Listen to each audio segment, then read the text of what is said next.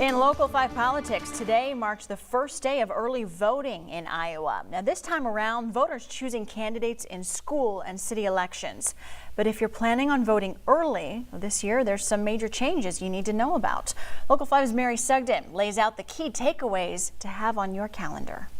Starting October 13th, Iowans can vote early, a method that was extremely popular in the last election. Well, in Iowa, we had 1.7 million voters participate in 2020.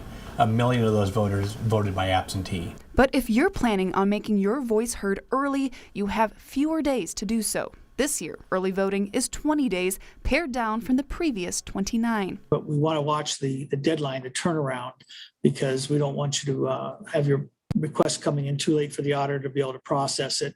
If you're requesting an absentee ballot, you need to do so by 5 o'clock on October 18th. And if you plan on turning your ballot in at the election office, there's specific people who can do this if you can't. Now, the only people that can return your ballot for you are yourself, an immediate family member, or somebody that's living in your household. Or, as the code says, if you're disabled, you can have a delivery agent. If you'll be mailing your ballot, deadlines are tighter. Postmarks will no longer be accepted.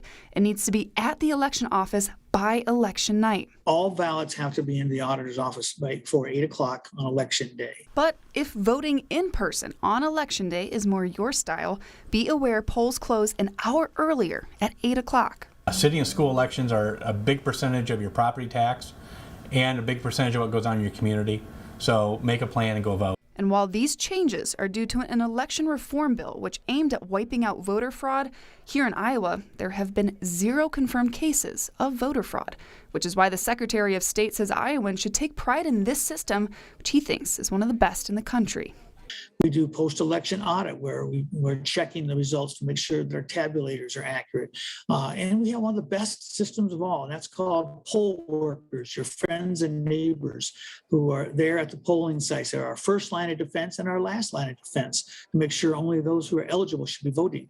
So while this year may be different, what remains the same is the power your vote holds in influencing our community. Mary Sugden, Local 5 News, we are Iowa. And while there are some major changes, there are key things that remain the same this year. You still need an ID to vote. You can register to vote at the polls and get paid time off from your work to vote. Now this year that's changed slightly down to 2 hours of paid time from 3.